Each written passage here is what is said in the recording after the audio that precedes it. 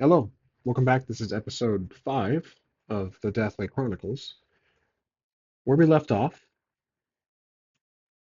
our party is now going back in to Greymore, specifically the market region, which behind me is an updated picture of how Greymore looks after the attack from the Deathstalkers. Currently, there's 4 Deathstalkers supposedly remaining, and in my last video about the Havoc system, I included an update on the changes made.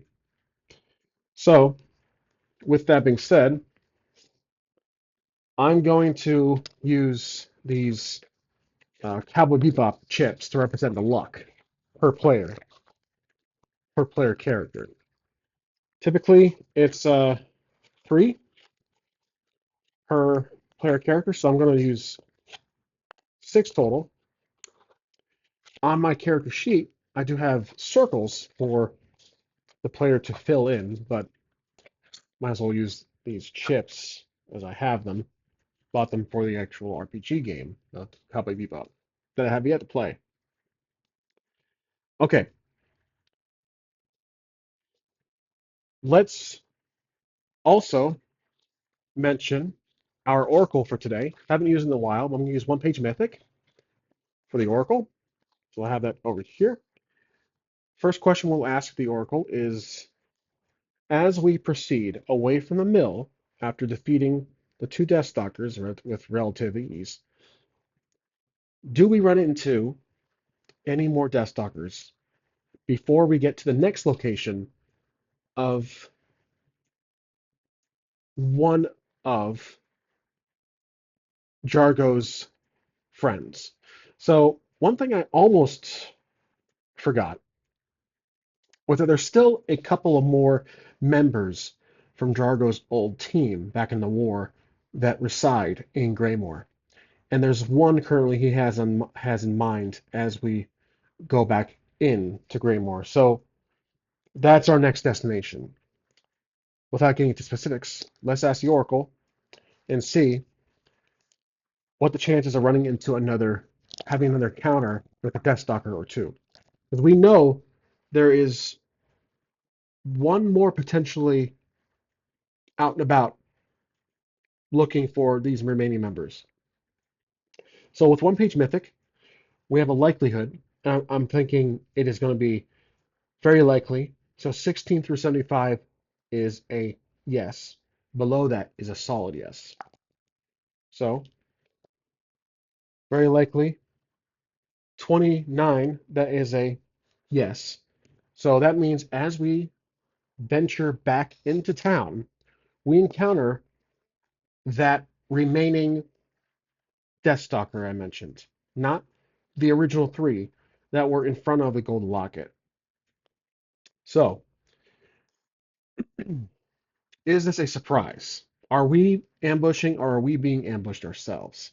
I'm thinking that because our team has been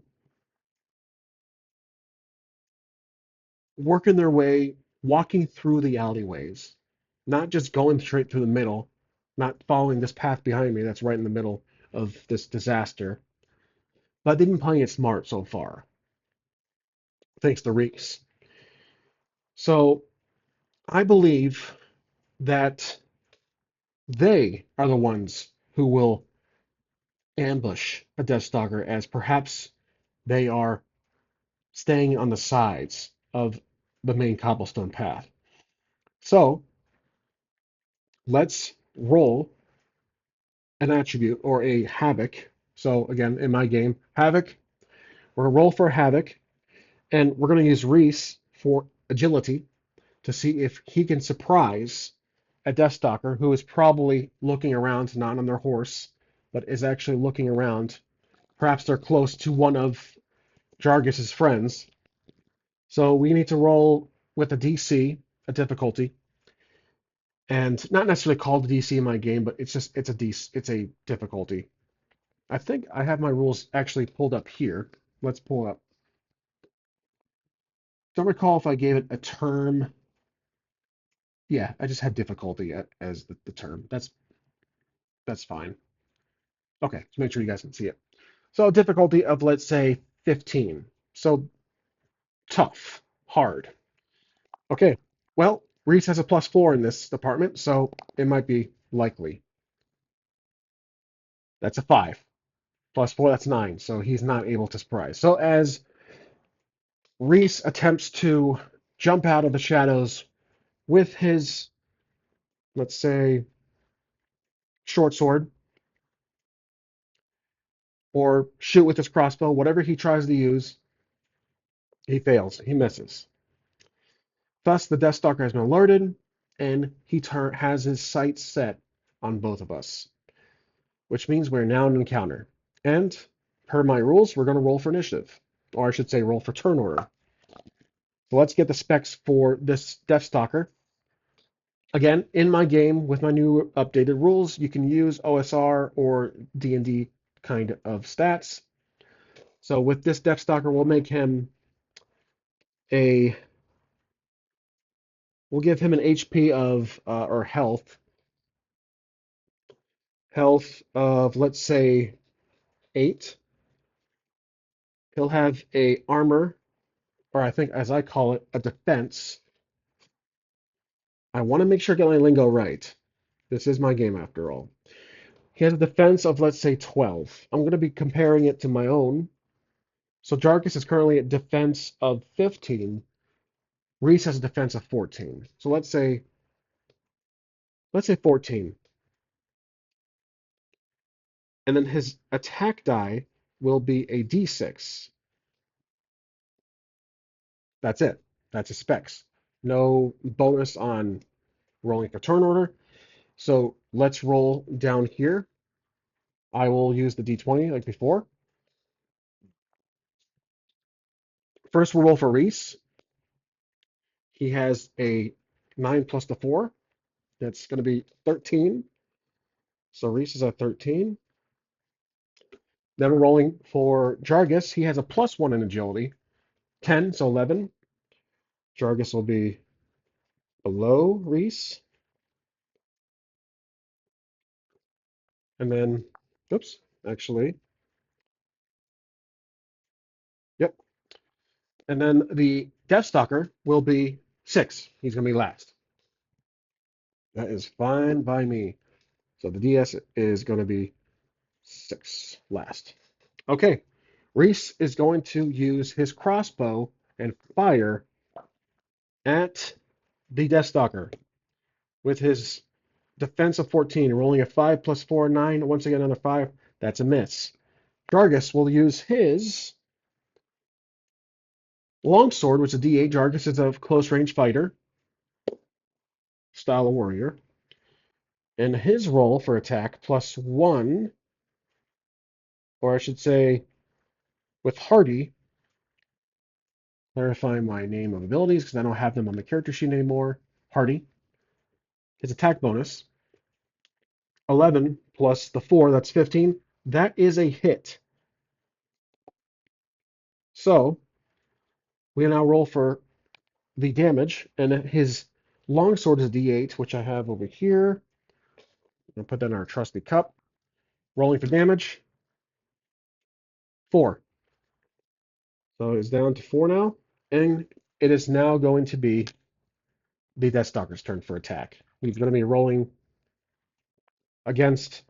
Let's roll a d4 to choose who he decides to attack out of our team. 1, 2 is going to be Reese. 3, 4 is Jargus. 3, Jargus. So roll for attack. Jargus has a defense of 15, which is decent. 7, that's a miss. Back to Reese, who is first up. 6, Jargus, that's a +4, 10. That is a miss. So Reese is not having a good day. Jargus will attack with the same method of the longsword. So he has a +4. I'm sorry, yeah, +4 with Hardy. That's 9. That's a 13. That's short of the defense of 14. So back to the Deathstalker. He will lunge with his weapon, and he's attacking. Reese. 4. That's a miss. Back to Reese. All right. Reese will use his crossbow once again with a +4 bonus. Keeps rolling 5. I'm not lying. The 5 is literally the only thing he rolls. I almost tempted to not use the cup at all. Let's not use the cup for now. Okay, so that's a miss. Jargus is going to attack the longsword. 4. That's going to be a miss. 8. Back to the Deathstalker. He's going to attack Jargus. 9 plus. Oh, well, there's no bonus on my enemy, so that's going to be a miss. Back to Reese. Reese is attacking with his short sword. 6 plus 4, that's 10. That's a miss.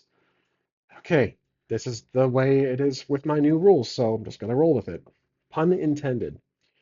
Let's try Jargus now. He'll use his longsword. 5. Am I missing so much? Back to the DS.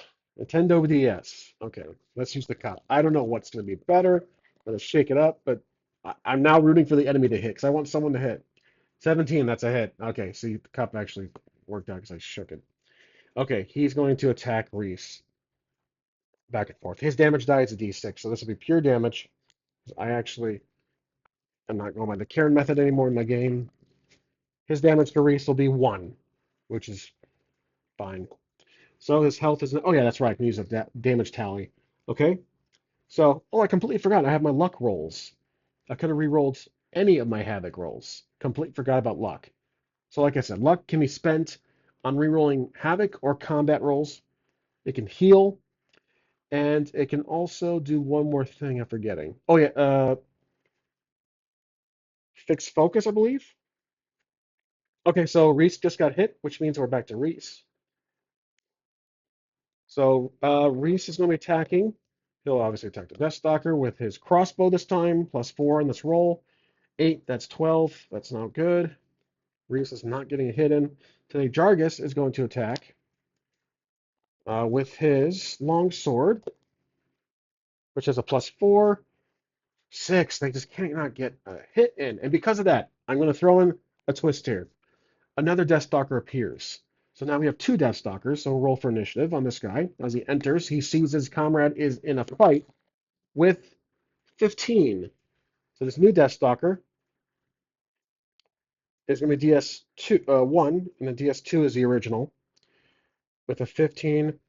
And let's give a health here. So his health would be also 8, 14D and D6 for the other one. Okay, well, now the Deathstalker 2 attacks against Stargus with a 5. That's no good. Now the new Deathstalker who just walked in attacks. New turn order. Ooh, 16. That's going to be against Jargus. He'll use the D6 weapon against Jargus. Oh, no. 6 damage.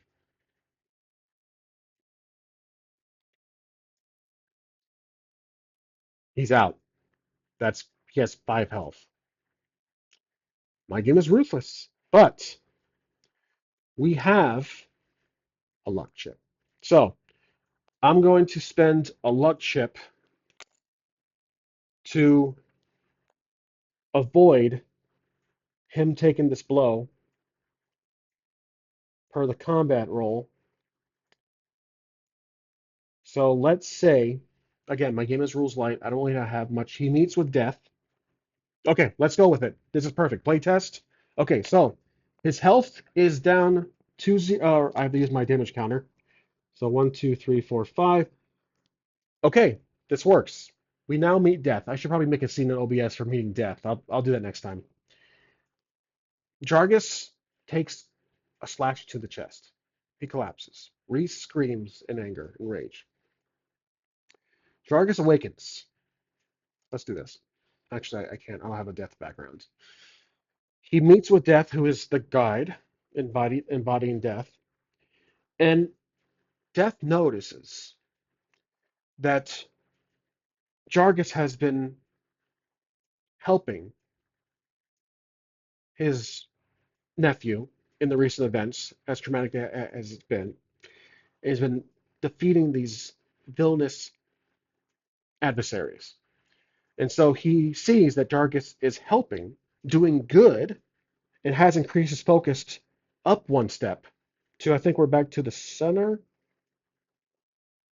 I believe we're at the center right now. We were negative. I don't have paper clips, unfortunately, to use as my rules recommend. So Death, as Jargus remains there helpless, looking at this towering skeleton in a black robe, he says, "You have one more chance to prove yourself. Save your nephew. Don't fail." And Jargus will return. So he'll return with a full heal and 6 health, giving him a one boost of his original max health. But in doing that, he will sacrifice another luck token in doing so. Now he only has one left this entire session, which is, 20 minutes or so. Okay, that worked. I like how that worked out, or I liked how that play tested. Okay, so now Reese is up, I believe, because Deathstalker 1 attacked. Reese is raged, and because of that, I completely forgot. I'm sorry, guys. Playtest, this is fine. I don't have an advantage for Jargus. Advantage gives you an extra d20 roll. You choose the highest roll. Completely forgot to be doing that this entire time for Reese's agility and Jargus's hardy. So my apologies. I completely forgot to be doing that. Okay, anyways. Reese is enraged because of seeing his uncle collapse, not knowing if he's alive or not. Because of that, I will probably put this into the rules later, but I'll include an extra d6 on top of the advantage. This is a rage factor. So Reese, bloodshot red eyes, he is enraged, and he is now going to attack either Deathstalker. Let's say Deathstalker 1, the one who attacked Jargus, with his. He only has a short sword or a wind taker. So let's see how this does. Best of the d20s? Of course not. Both d20s landed on 6, plus the 4, that's 10, and then plus the 2, that's 12, but that's not good enough. It misses. So, shoot. All right, unfortunately, oh, let's spend the chip. Let's re-roll. However, I will not be including the bonus d6 this time. However, we're back to the standard special ability. Okay, plus 4, 17 out of the 2. So 17 and 6 for the rolls. So that's a hit, and we're going to roll for damage for the d6 at Deathstalker 1 with Reese's 1 damage. Okay, well, it's better than nothing. So this is gonna be a tough one. Both enemies have more health. Rightfully so, difficulty should increase because we've been kind of taking it easy the last couple encounters. So this is good. Again, playtest. I don't expect this campaign to go on for months. I'm just simply playtesting my game. Now, Deathstalker 1 took a damage. Now we're to Jargus. Jargus awakens. He is confused what happened, what he just witnessed, the beholder himself. Reese looks, clears out his, he clears away some tears. He sees his uncle standing up, and his uncle is clothes, his armor is pierced, but he's healed. His skin is healed. So he's going to continue fighting. He'll lunge at DS2. Deathstalker 2 has 4 health, 4 health with his longsword. Oh, right, an advantage because that's a special ability. It's party. Here we go. Longsword against an ace arm. Sorry, a defense of 15, 14. Oh, okay. So his highest roll was 10, and that rolled plus 4. That's 14. That hit exactly on the mark. Now his D8 is for damage. We'll roll that. That's going to be 5 damage. So Deathstalker 2 is gone. Eliminated. Good. Deathstalker 2 is out of the picture. Jargus just went, which means Deathstalker 1 is now up to bat. And so Deathstalker 1, noticing he is the remaining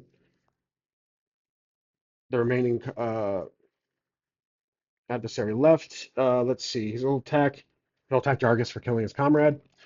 And Jargus has a defense of 15. 2. That's a fail. Not a fumble. That's a fail. Okay, now it's going to be 2d20s based on Reese using his crossbow, because maybe this guy is a little further near Jargus, up close. So agility +4 with advantage. That's going to be 17 again. +4. That's going to be, obviously, a hit. And he'll use his crossbow, which has a d6, and he'll attack with this much damage against Deathstalker 1, 4 damage. So now Deathstalker 1 is down to 3 health. Okay, so this battle has been more difficult and intriguing. We met with death, but it's not over yet. Now Reese is, or I'm sorry, uh, Jargus is up with advantage. He's attacking with his usual longsword, and I'm attacking this eraser. There we go.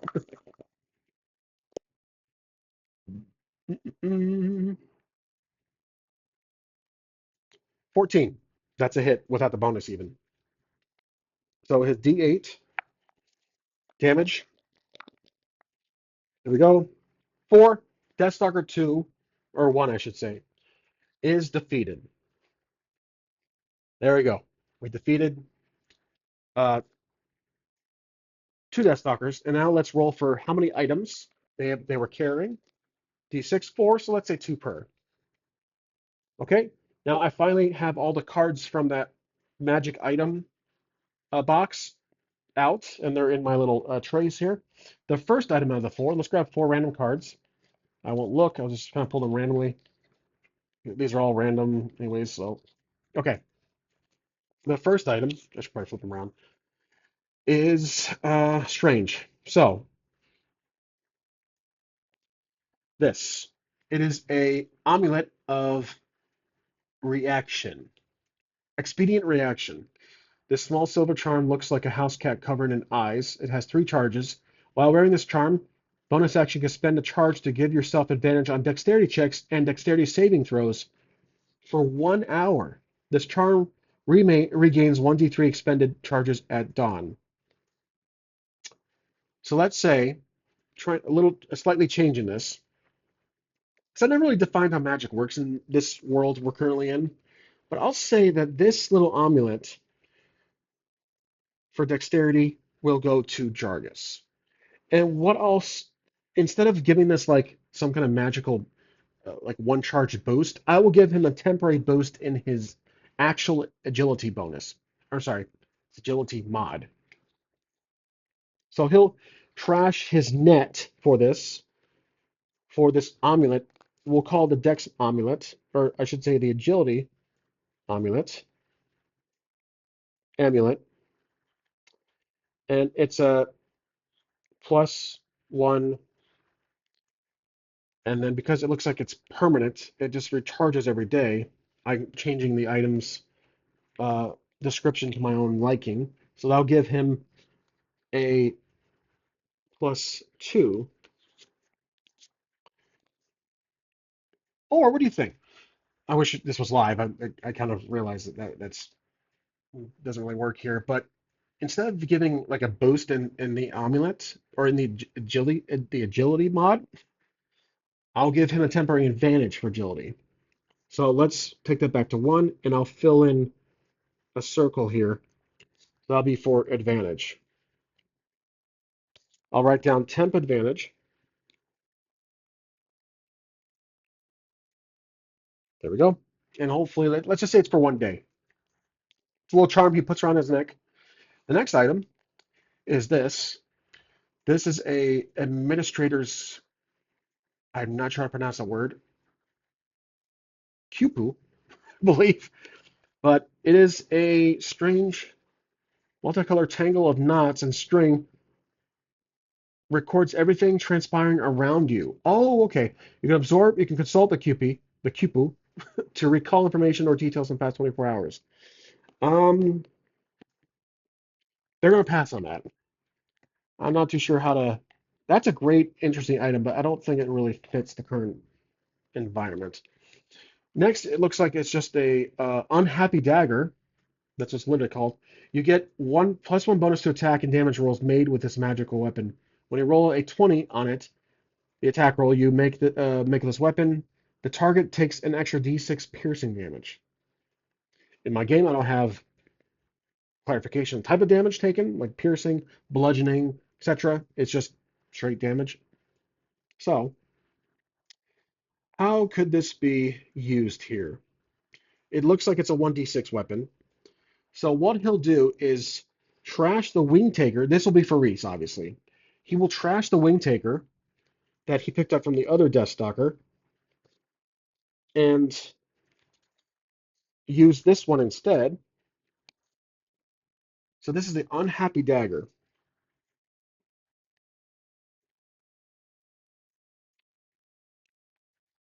Okay, so I just kind of had to think about what I can do here to kind of convert, but not much had to be converted because I didn't really use everything in the description here. It's only a little paragraph. So it's unhappy dagger. I'm ignoring the perfect 20 concept, and I just included plus one attack and damage. That's it. It's a 1d6 weapon, so that's not bad. The last item is actually a full suit of armor, it looks like. It's the Frostveil armor, very rare. Frostveil armor is covered in a thin coating of hoarfrost that never melts no matter the heat. While wearing the magical armor, you're resistant to cold damage. Well, we're not exactly in the environment for cold. So, and there's a bunch of more to this. Again, these cards are very sophisticated at times. They ignore it. They don't have time to pick it up. They don't have. It's already, it's probably too heavy. So we're done. And gold wise, let's say they pick up 10 gold per. So we'll give currently 31 total for Reese, and then 33 total for Jargus.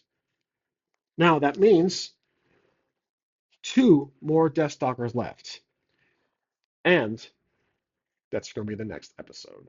So, well, before we conclude, actually, I mean, it's only been 30 or so minutes, 27 minutes.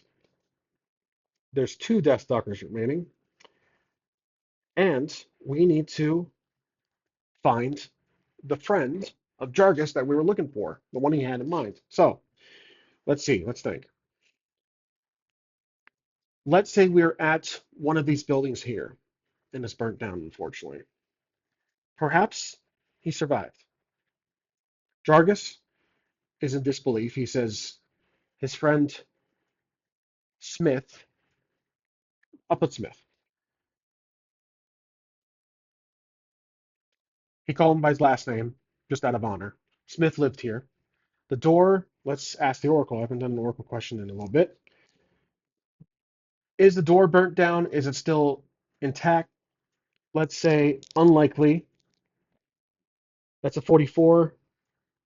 Is it still intact? It is not. It's also burnt down. So Reese kind of stands outside, keeping watch. He says, "Go inside. I'll be fine. I'll stick around here, see if he's inside."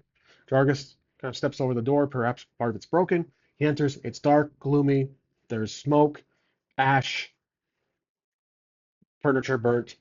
He's looking around, and he says the name Smith. He goes, not too loud. He says, "Smith, you here?"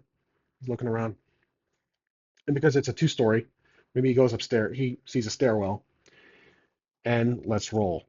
This is definitely an Oracle question. I could say as the guy, nope, he's dead and he burnt in the fire, but I want to see what the Oracle says here instead.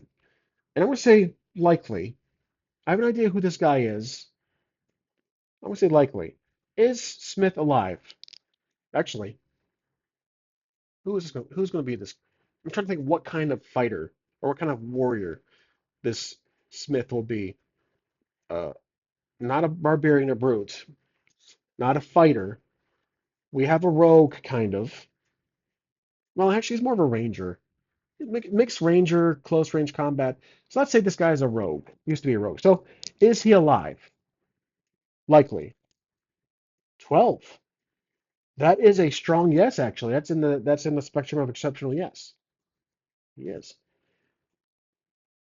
So while Jargus is looking upstairs, a knife appears right in front of Jargus's neck or beard, and he holds him up. And Jargus remains still. The Smith, it's me. And Smith has a hood. He he throws it back to reveal himself. Well, and we'll make an appearance for him. I'll make him if we can convince him to help. That is, I'll make a character sheet. He'll be a third player character in the next episode. He walks around. He says, "Jargus, what are you doing here? I thought you were dead." And Jargus says, "Nope, I was." He was dead. He says, "I was dead, but I have another shot. We're taking them out. The Deathstalkers. They're back for us." And then Smith, he, in disbelief, he steps back and says, "The Deathstalkers. Those bastards. They did all this. Well, you can count on me. I'm going to help you out. They burnt my home down. I'm going to burn them down." And it cuts to black. So right there, I didn't need to convince that his home is burnt. He's been kind of secluded a little bit, or he's been kind of hiding out. Whatever he was doing, I don't know, brushing the floor, burnt furniture, whatever he's been doing, he's going to be part of the team. So Smith is recruited. Uh, he's going to be a rogue, like a classic rogue, and I'll make a character sheet for him next episode. So that'll be the episode 5 for you guys. I hope you're enjoying. This was a great episode. We died. We're back now. Reese took 1 damage. I remember that. And we definitely had a lot of rolling. And we finally used the luck feature. Jargus currently has the 2 advantages with that charm, but I'm going to say it's only for 1 day. 1 day temporary advantage. Okay. Well, that's it for the episode.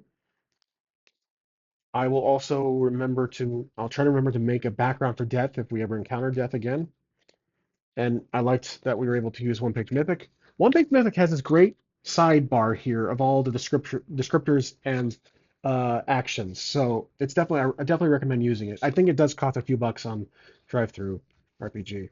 So just haven't used it in a while. It's been quite a bit.